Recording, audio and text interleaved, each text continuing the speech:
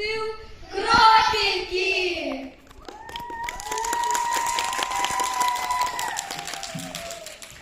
У моєї бабулі тут є гаразливий сябрук. Лапи, довгі вуси, лезе ён аби куди.